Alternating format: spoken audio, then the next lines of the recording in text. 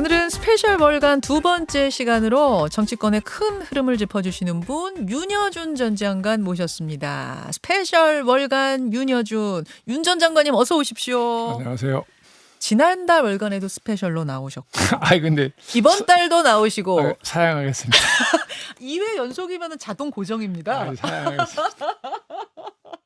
아니, 오늘은 댁에서 오시는데 얼마나 걸리셨어요? 1시간 반 가까이 걸리는데. 제가 진짜 그러니까 이제 감사 인사를 드리고 싶어서 제가 이 말씀을 드린 건데 무려 1시간 반을 달려서 아니 스튜디오에- 저는 가만히 앉아 있었으니까요. 운전은 다른 분 기사님이 제가 차를 보내드렸거든요. 일단 감사합니다. 오늘 월간에서는 그 국민의힘 얘기부터 좀 갔으면 좋겠어요. 네. 어제 당 윤리위가 열렸고 김재원, 태영호 두 최고위원에 대한 징계에 돌입을 했습니다. 각각 1시간씩 소명 들었다 그러고요. 이틀 동안 사실관계를 좀 확인한 후에 내일 결론 내리겠다. 우선 어떤 결론이 나올 걸로 예상하십니까? 저는 글쎄요 관심 안 가져와서 모르겠는데요. 관심 별로 없으세요? 없어요, 관심 없어요. 뭐 징계하면 어떻고 안 하면 어때요? 그건 무슨 뭐 그 수준이 그 수준일 텐데 뭘. 너무 지금 시니컬하게 말씀하시는데. 아니 그렇잖아요. 지금 윤 대통령 집권해가지고 집권당의 지도부를 구성하는데 예. 그런 사람들로 구성을 했어요. 그렇잖아요. 구성 자체. 그렇습니다. 그러니까 그런 사람들이 그렇게 그런 행태를 보이는 거잖아요. 네. 그런 사람들이 되게끔 치러진 전당대회에서 그런 사람들이 돼서 그런 사람들이 그런 일을 하는 건데 뭐가 이거 뭐 대단한 거냐? 징계하면 어떻고 안 하면 어떻고 저 국민이 그 관심 있다고 생각 안 하는데? 그러면 그런 사람들을 뽑는 전당대회였다. 그런 사람들이라는 건 무슨 말씀이세요? 무슨 그런? 저는 내년 1년 후면 총선이잖아요. 예. 지금 지금 여당인데 소수당 아닙니까? 예. 이런 지도부를 가지고 내년 총선을 제대로 치를 수 있겠나 그렇게 생각을 해요. 국민이 신뢰하겠냐는 거죠. 신뢰해야 표를 줄 거 아니겠어요. 물론이죠. 그러니까 일단 지도부가 국민의 평가를 제대로 받아야 될 텐데 예. 지금 출발부터 저래가지고 출발부터 저래서. 뭐 김기현 대표 혼자 뭐 애쓰는 모습이 언론을 통해 보이던데 혼자 애쓰는 것도 한계가 있는 것이고요. 그걸 못하겠어요. 가장 안정적인 지도부가 될 거다라고 하면서 치렀던 전당대회인데 이렇게 정반대의 상황이 초기부터 펼쳐진 이유는 뭡니까? 그 안정이라는 게 뭘 의미하는 건지 모르겠네요. 아마 대통령만 가장 잘 들을 거다 이런 의미였나 보죠, 그럼? 아마 이준석 대표 때 워낙 혼란했으니까 좀 이렇게 뭐 당정일체라고 하나요? 이렇게 되면은 좀 안정되지 않겠느냐 뭐 이런 기대들이 있었잖아요, 당에서. 당정일체라는 게 뭐 부부관계도 그렇지만 이신동체라고 그러는데 예. 당은 부부하고 달라서 예. 당은 자기 목소리를 낼 때 내야죠. 아. 그렇잖아요. 집권당인데. 아하. 예. 근데 저렇게 지도부를 구성해 놓고 국민이 집권당으로 신뢰를 하겠어요? 예. 전당대회 룰 바꾼 거부터 문제다. 그 말씀이시네요, 결국. 뭐 룰 자체는 저는 뭐 80만 넘어 100만 가까이 예. 당원이 됐다니까. 예. 당 대표잖아요. 예. 뭐 무슨 국회의원 후보가 아니고 그러니까 당 대표를 뽑는 거야. 80만이 넘는 당원이면 이제 당원만 가지고 뽑는 게 당연한 거죠. 그건 또 그렇게 보시는군요. 네, 저는 그건 직접으로 그렇게 얘기를 했어요. 예. 예. 근데 뭐 나중에 보니까 그 당원이 뭐 이상하게 구성됐다는 거 아니에요? 뭐 그렇다는 건데 어쨌든 예. 뭐 정광훈 목사가 뭐 가서 그렇다고 하라고 신문하는 걸 예. 봤어요. 예. 예, 봤는데 어쨌든 그런 과정을 거쳐서라도 세상에 집권당이라는 공당이 당 대표도 자기들 당원들이 못 뽑아가지고 국민한테 물어봐야 된다면 그 정당의 존립 의미가 뭐예요? 알겠습니다. 지금 뭐 어떤 징계가 나오든 의미가 없을 만큼 지도부의 지금 혼란 사항이 걱정된다, 우려된다 말씀을 하셨는데 그럼에도 불구하고 어떤 징계가 내려올 것 같습니까? 생각해본 일이 없는데. 아예 생각해 네. 지금 이제 나오는 시중의 얘기는요, 장관님. 예. 중징계가 내려올 것 같다. 뭐 많으면 당원권 정지 1년이 나올 것 같다는 얘기도 나와요. 그렇게 되면은 공천 기회 자체가 안 되죠. 박탈됩니다. 그러니까 총선을 그나마 치르려면 그 정도 안 해가지고 될까요? 당원권 정지 1년도 안 된다고 보세요? 아니 그 정도도 안 하면 그 정도도 안 하면 하면 국민들이 그걸 납득을 하겠어요? 그걸 징계했다고 받아들일까요? 아하. 예. 그 정도. 그러니까 이제 내년 총선이 이제 가장 지금 이제 뭐 여당이나 야당이나 할 것 없이 내년 총선이 이제 가장 중요한 이제 행사잖아요, 예. 말하자면. 예. 그러니까 이걸 제대로 치러서 대통령의 권력 기반을 안정시키려면 음흠. 예. 그렇게 우리도 보시는군요. 국민의힘이 그죠? 국민의 심판을 제대로 받아야 네. 되는데 네. 근데 저런 지도부를 가지고 어떻게 표를 달라고 그러겠어요? 그러면 지금 말씀을 제가 쭉 듣다 보니까 뭐 김재원, 태영호 최고위원 징계 당원권 정지 1년 이상의 중징계 나오는 건 기본이고 그냥 지도부 자체가 지금 걱정스럽다 그 말씀으로 그렇죠. 그렇죠. 그게 맞아요? 그 네. 말씀이십니까? 저는 그렇게 생각해요. 그 말씀은 그럼 지금 보세요. 가만히 예. 집권당 지도부가 있어요. 예. 두 사람 말씀된 사람 말고도 최고위원들이 있잖아요. 예. 지금 그 당은 김기현 대표 한 사람밖에 더 보여요? 어. 한번 생각해 아니 뭐 보십시오. 장해찬 최고위원도 있고 또 뭐 조수진 그렇지만 최고위원도 있고 그렇지만 국민들이 볼 때 무슨 역할이 있냐고요. 아, 역할이 있느냐. 예. 그러면은 보시기에는 그러면 결국은 비대위 체제로 뭐 그것까지 제가 모르겠고 뭐 그럴 관심도 없고 전 모르겠는데요. 어쨌든 제가 볼 땐 저 정도의 지도부 가지고 예. 예, 선거를 치를 수 있는 집권당 역할을 할 수 있겠느냐. 저는 굉장히 의심스럽다고 보는 거죠. 그 말씀이 그 말씀 아닙니까? 결국은 비대위로 가지 않으면 충선 제대로 치르기 뭐 어렵다는 말씀을 해석은 직접적으로 못 하시는 거죠? 해석은 자유로 하시고요. 알겠습니다. 그러니까 지금 사실은 이제 보수 인사로 뭐 굳이 분류를 하자면 윤여준 전 장관님은 보수 인사 그런 거죠. 보수 전 태생이 논객이신데 태생이 보수지만 그렇죠. 태생이고. 근데 그런 분이 보시기에 지금 상당히 우려스러운 지금 국민의힘의 상황이다란 말씀. 사실은 이제 태영호 김재원 최고위원의 여러 가지 뭐 설화, 여러 해프닝들 중에 제일 충격이 컸던 건 국민들한테 태영호 의원 녹취록이었습니다. 잠깐만 듣고 오겠습니다. 오늘 난 정무수석이 들어가자마자 정무수석이 나한테 오늘 서로 바로 왜 그렇게 하냐. 민주당이 한강에 가지고 대통령 공격하는 거 최근으로 적어서 한마디 말하는 사람이 문제고 나 그런 식으로 최고위원하면 안 돼. 바로 이진복 수석이 이야기하는 거예요. 그래서 내가 당신이 공천 문제 때문에 신경 쓴다고 하는데 당신이 최고위에 있는 기간에 마이크 줬을 때 그 마이크를 잘 활용해서 매번 대통령한테 보고할 때 오늘 이렇게 쓴다고 정상도 들어가면 공천 문제 뭐 신경 쓸 필요도 없어. 그래서 내가 이제부터 이제 정신 번쩍 들더라고. 이진복 수석이 나한테 그렇게 좀 약간 다 걱정하는 게 그거잖아요. 그렇게 하면 재선이냐 강남 가서 재선이냐. 오늘도 내가 그거 이진복 수석한테 강남에서 재선 되느냐 안 되느냐. 자, 음질이 썩 좋진 않았습니다만 태영호 최고위원이 보좌진들 앞에서 한 말. 이진복 정무수석이 이제 그렇게 얘기를 했다. 공천 문제 때문에 신경 많이 쓰던데 그러면은 최고위원 그 석상에서 대통령 이제 옹호하는 발언을 해야 되는 거 아니냐? 요약하자면 그런 얘기를 이진복 수석이 나한테 하더라라고 태영호 최고위원이 보좌진들한테 하는 이 부분. 지금 태 의원의 해명은 보좌진들 앞에서 허언한 거다. 정신 뭐 격려하는 의미로 좀 허언했다. 그런데 이제 이게 글쎄요. 상식적으로 해명은 납득이 되십니까? 뭐 이런 얘기까지 해야 됩니까? 이거 참.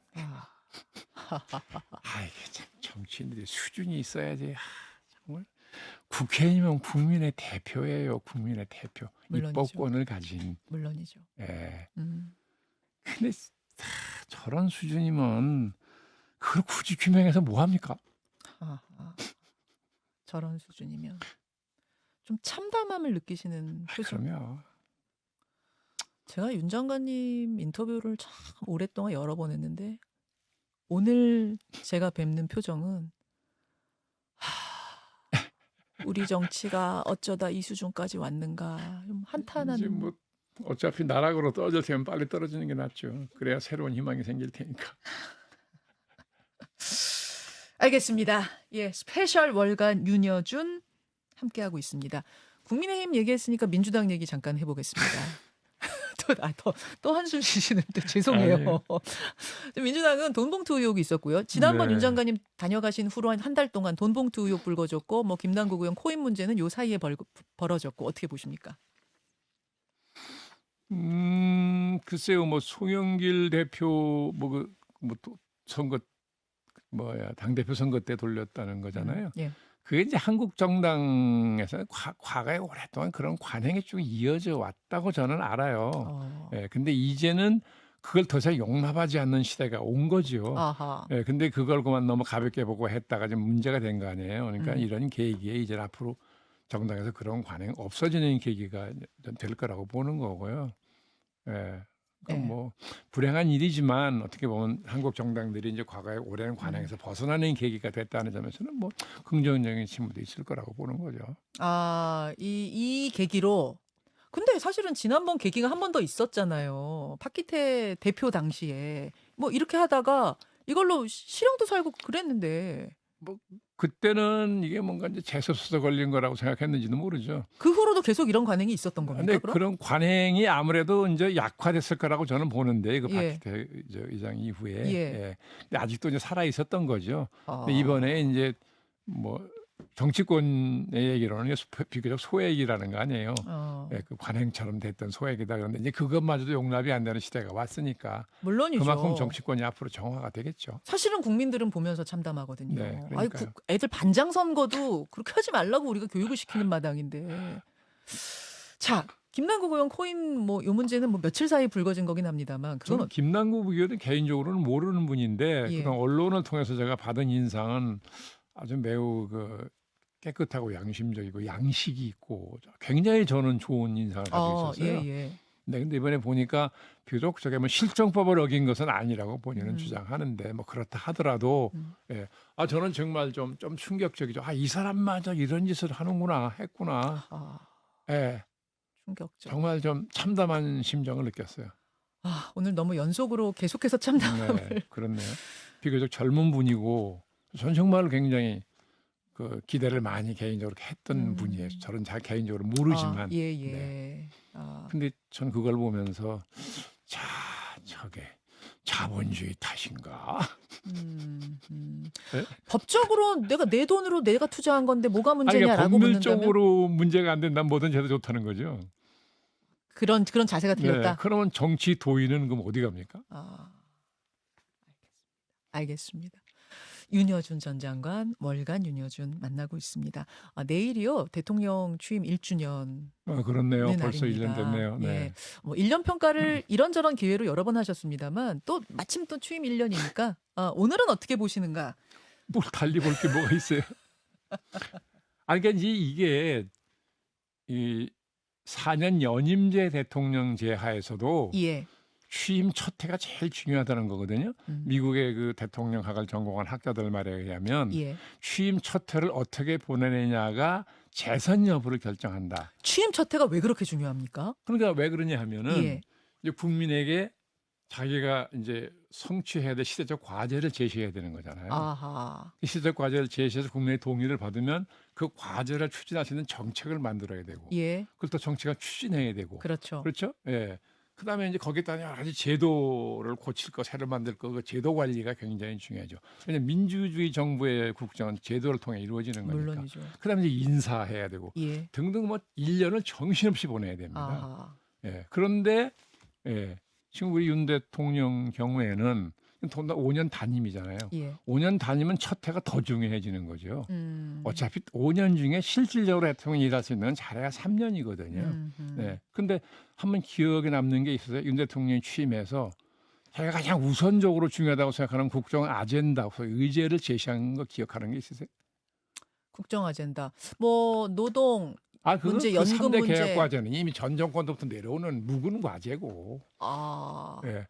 지금 거대한 시대적인 전환이 들어갔다고 다 그러는데 이런 때를 맞이해서 나라 형편이 이렇고 바깥 형편이 이러니까 저는 이런 국정 과제가 우선 과제라고 생각을 해서 이걸 하겠습니다. 뭐 이렇게 이런 제시한 게 있냐고요. 뭐 떠오르는 단어는 자유, 공정 이런 거. 자유, 공정 그런 아주 형이사학적인 가치 말고 그런 거 말고. 그럼 자유도 그러면 자유를 자기가 말하는 자유의 철학이 뭔지도 제대로 정리돼서 얘기한 일이 없어요. 그냥 자유만 얘기했지.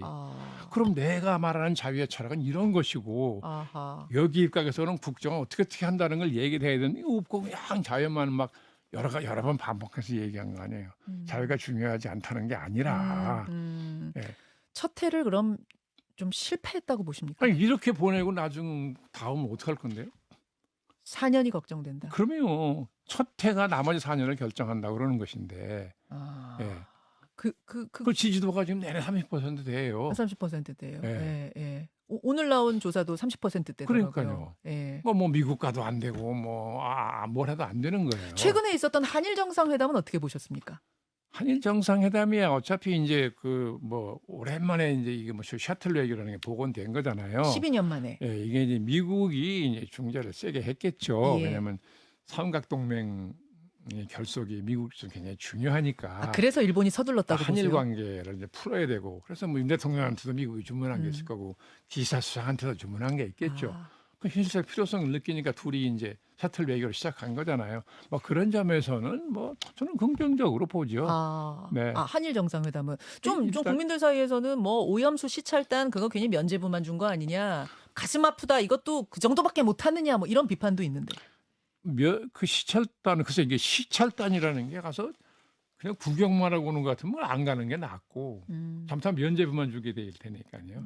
뭘 제대로 가서 뭘 따져보려면 그 시찰단이라는 것은 어떤 개념으로 만들었는지 모르겠어요. 그냥 휘 둘러보고 온다? 그런 건 안 가는 게 낫죠. 아하. 네, 그게 시찰단이라면. 예. 그럼에도 불구하고 한일 정상회담의 12년 만에 셔틀 외교 복원에 대해서 자체에 대해서 앞으로는 의미를 주신다는 이제 한일 말씀이시고요. 간에는 긴밀하게 협의할 게 많이 있으니까 네, 그런 점에서는 정상 간에 이런 자주 만나는 건 필요하다는 거죠. 한미 정상회담은 좀 지나긴 했습니다만 그건 어떻게 보셨어요? 어떻게 봤다는 게 무슨 뜻입니까? 한미 정상회담도 여당이나 정부 측에서는 얻은 게 많다고 하고 야당에서는 하나도 없이 빈손으로 왔다고 하고 너무 엇갈려서요 평가가. 얻은 게 많다 그래요? 뭔가 모르겠네. 아니 모르겠어요. 의전이 화려하고 그렇죠? 국빈. 예, 그렇게 할 적에는 본질을 안 주려고 그러는 거거든요. 한국 사람들이 좋아하는 게 화려한 의전을 좋아한다고요. 우선 국빈 방문을 주면 그거 자체를 황홀하게 생각을 하고 의회 연설, 하바대 연설 황홀하죠. 황홀. 예. 그러는 뭐냐면 본질을 안 주려고 그러는 거예요. 본질 안 주려고 할 때 더 화려하게 황홀함을 기분 확 좋게 만들어주고. 치장합니까? 보세요. 이번 한미 정상회담의 본질은 두 가지예요. 예? 네. 반도체 예. IRA. 예. 두 가지인데 이 두 가지는 말도 못 꺼내고 갔잖아요. 그럼 안보 차원에서 이제 얻은 게 있다고 지금 했는데 그것도 보세요. 우리 대통령실 안보실 차장인가가 사실상의 핵 공유를 실감하게 될 거다 그랬더니 바로 백악관이 아니다라고 부정해 버렸죠. 그게 항상 우리가 정상회담 가서 하면 미국 가서 하면 한국 대통령실은 꼭 뭔가를 좀 이렇게 조금 성과를 과장하고 싶어 해요. 인지상정이긴 해요. 백악관이 그걸 다 기다리고 있다고요. 발표를. 그래요? 네, 바로 성명을 내요. 그 다 보고 있어요. 다 보고 있어요. 돌아가서 뭐라고 그러나? 하는지. 아니 미국서 뭐라고 발표하니까. 미국서 뭐라고 한다. 네, 현지에서. 예. 그러니까 내가 김영삼 대통령실 공보수석할 때 예. 미국 몇 번 모시고 갔어요. 예. 그때 제가 외교안보수석실에다가 수도 없이 얘기한 게 절대로 과장하지 마라. 과장하지 마라. 과장했다는 바로 백악관이 부인하는 담화를 내버리면 그나마 얻은 것도 다 무너진다. 왜 그 짓을 하냐. 그래서 제가 막 두 번, 세 번 과장하지 마라. 그렇게 했어요. 이번에도 보니까 외교안보실 1차장인가 안보실 1차장인가가 사실상 핵공유를 했다가 바로 당국자가 부정한 걸 내버리니까 그것 때문에 다 날아갔어요. 다 날아갔어요. 뭔가 국민을 속이려고 하다 들킨 것처럼 내버렸잖아요. 모양이.